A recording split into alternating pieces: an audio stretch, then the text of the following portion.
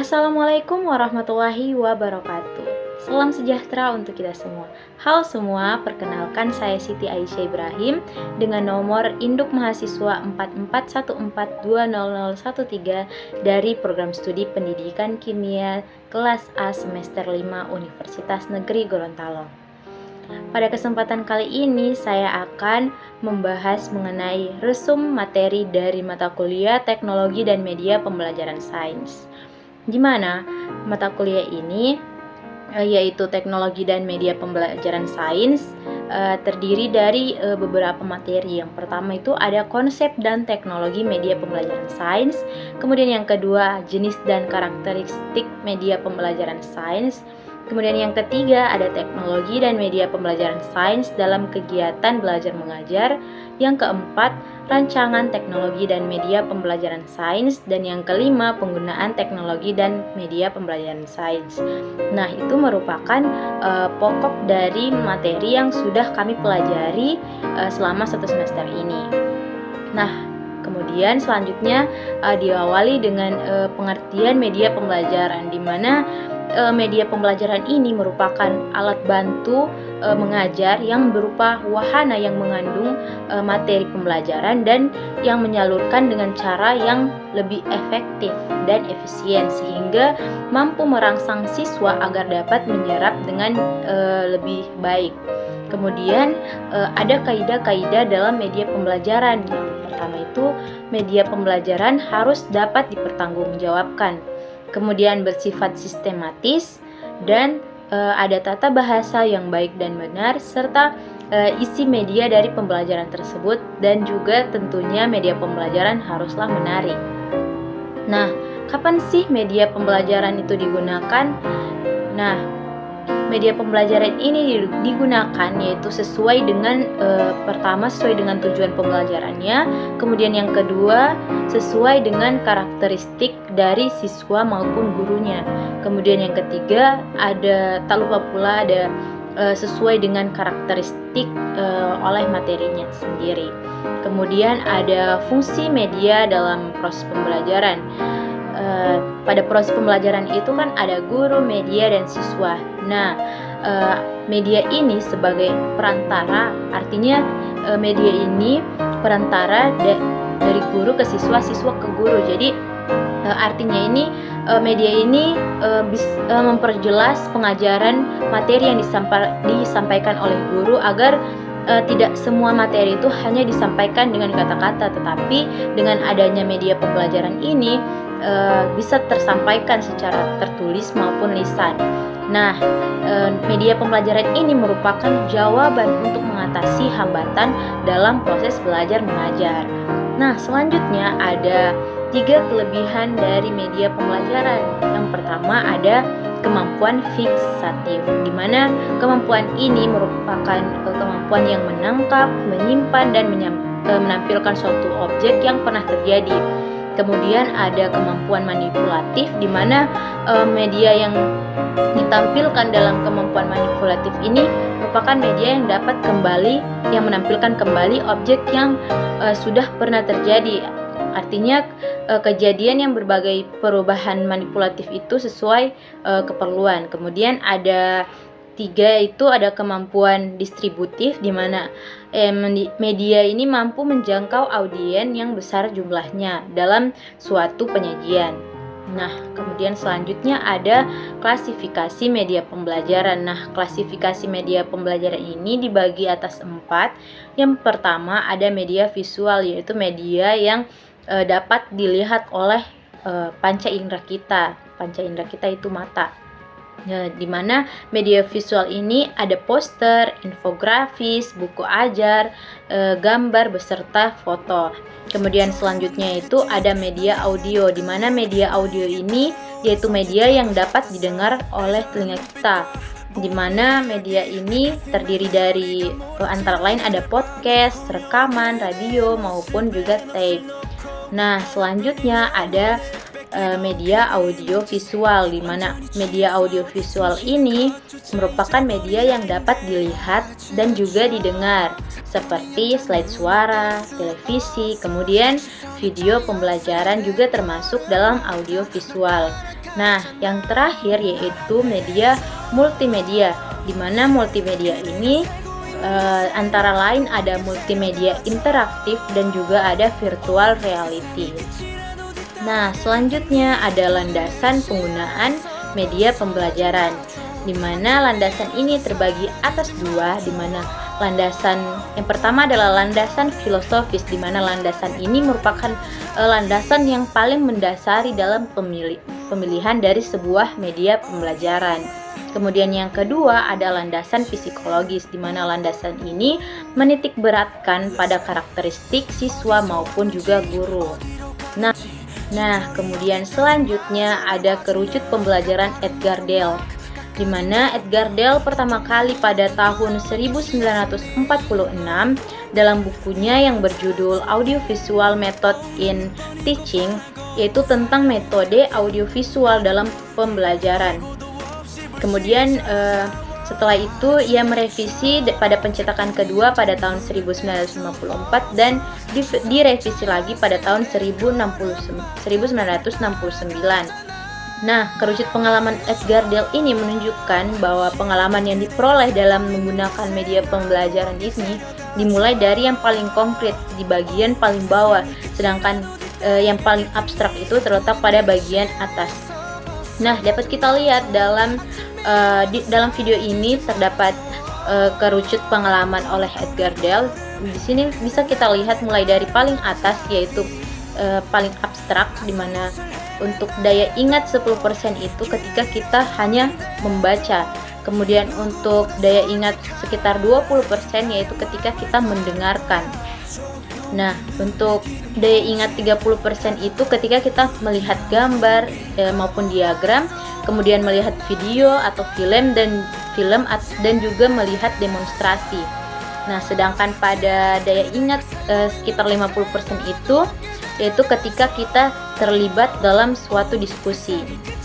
Nah, selanjutnya ketika kita menyajikan suatu presentasi, maka daya ingat yang ditampung oleh otak kita yaitu sekitar 70%. Nah, selanjutnya ada jika kita bermain peran, melakukan simulasi dan mengerjakan hal-hal yang nyata atau terjun secara langsung, di mana memperoleh daya ingat sekitar 90%. Oke, yang selanjutnya ada kriteria pemilihan media dan sumber belajar, di mana terdiri atas 6. Yang pertama ada akses, di mana akses merupakan media yang diperlukan tersedia dan dapat dimanfaatkan oleh peserta didik. Kemudian ada cost, di mana media yang dipilih atau media yang akan digunakan itu di mana melihat dari pembiayaannya yang dapat dijangkau. Kemudian ada teknologi, di mana media yang dipilih atau digunakan ini apakah teknologinya itu tersedia pada saat ini dan apakah mudah didapatkan. Kemudian selanjutnya ada interaktif, di mana media yang dipilih ini dapat memunculkan komunikasi dua arah sehingga peserta itu terlihat secara aktif dari penglihatan secara fisik. Kemudian ada organization, di mana ini memerlukan pertimbangan atau dukungan dari organisasi maupun juga lembaga. Selanjutnya ada novelty, di mana media yang dipilih ini memiliki suatu nilai kebaruan sehingga untuk peserta didik itu memiliki daya tarik untuk melihat media dan sumber belajar ini. Oke, yang terakhir ada karakteristik materi. Nah, dari representasi materi ini terbagi atas 3, di mana ada makro, mikro, dan juga simbolik.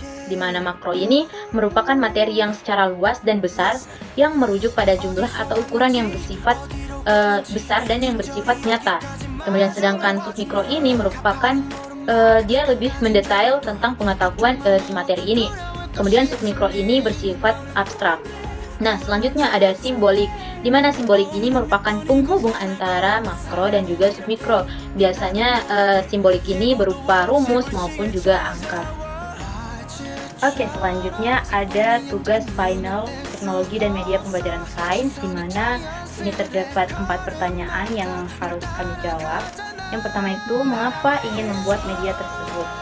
Yang kedua, apakah materi tersebut cocok disajikan dalam bentuk program media tersebut? Yang ketiga, bagaimana karakteristik sasaran yang menggunakannya. Dan yang keempat, listen learn, yaitu pembelajaran apa yang Anda dapatkan dari pembelajaran teknologi dan media pembelajaran sains. Nah, yang pertama yaitu mengapa ingin membuat media tersebut. Sebelum itu, di sini saya sudah memilih materi yang akan digunakan akan dicantumkan di media tersebut. Yang pertama yaitu materi mengenai energi terbarukan. Kemudian medianya itu media audiovisual, yaitu e-modul interaktif dengan book creator, di mana e-modul ini merupakan modifikasi dari model konvensional dengan memadukan manfaat teknologi informasi, sehingga modul yang ada menjadi lebih interaktif dan juga lebih menarik. Nah, dengan adanya e-modul interaktif ini, kita bisa menambahkan fasilitas multimedia seperti gambar, animasi, video, dan audio di dalamnya. Nah, pada e-modul interaktif ini kita menggunakan tool berupa book creator, di mana tool ini merupakan tool sederhana untuk membuat sebuah buku atraktif. Mengapa dikatakan atraktif? Karena biasanya buku kan hanya menampilkan tulisan dan gambar saja. Akan tetapi dengan menggunakan tools ini kita bisa tidak hanya menampilkan gambar dan tulisan saja, tetapi juga dapat menyisipkan audio maupun juga video. Nah, aplikasi ini termasuk aplikasi yang mudah untuk dijalankan. Oke, selanjutnya pertanyaan kedua, apakah materi tersebut cocok disajikan dalam bentuk program media tersebut? Nah, menurut saya media ini sangat cocok digunakan karena jika kita hanya menjelaskan materi saja kepada siswa, siswa mungkin akan merasa bosan sehingga tidak lagi memperhatikan penjelasan yang dijelaskan oleh guru. Akibatnya siswa tidak akan paham dengan materi yang telah dijelaskan oleh guru tersebut. Nah, dengan adanya e-modul interaktif dengan book creator ini, kita bisa menambahkan fasilitas multimedia berupa gambar, animasi, video, dan audio di dalamnya. Nah, sehingga siswa akan lebih tertarik untuk belajar karena media yang kita gunakan ini. Nah, contohnya itu seperti pada materi energi terbarukan, kita bisa menampilkan video berupa pembuatan dari teknologi energi terbarukan tersebut, dan juga dalam e-modul ini kita bisa menampilkan animasi beserta manfaat dari energi terbarukan ini. Dan jika kita tidak ingin membaca, kita bisa tambahkan melalui fitur audio berupa rekaman suara yang menjelaskan mengenai pengertian, manfaat, dan teknologi dari energi terbarukan. Dan selanjutnya, bagaimana karakteristik sasaran yang akan menggunakannya. Nah, karakteristik sasaran yang akan menggunakan media ini yaitu siswa kelas 10 SMA.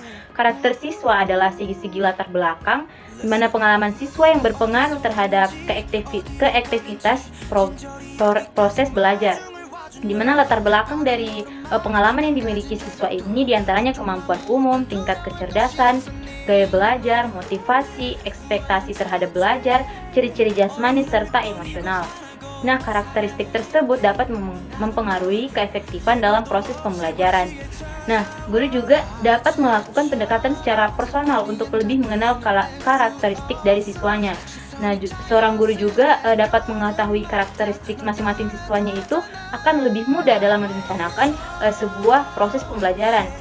Kemudian, penggunaan metode atau media pembelajaran yang tepat dapat juga membantu keaktifan dalam proses pembelajaran. Selain itu juga dapat membantu siswa dalam memahami konsep-konsep materi dan juga berinteraksi secara aktif terhadap lingkungannya. Dengan demikian, tujuan pembelajaran yang sudah direncanakan itu dapat tercapai dengan baik.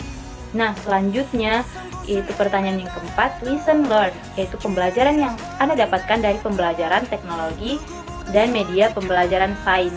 Nah, melalui mata kuliah teknologi dan media pembelajaran sains, alhamdulillah saya dapat memahami dan menerapkan mengenai yang pertama materi yang sudah dibahas, yang sudah diberikan oleh dosen, yaitu konsep dan teknologi media pembelajaran sains itu. Alhamdulillah kami sudah memahami, dan juga ada materi jenis dan karakteristik media pembelajaran sains, dan juga ada teknologi dan media pembelajaran sains.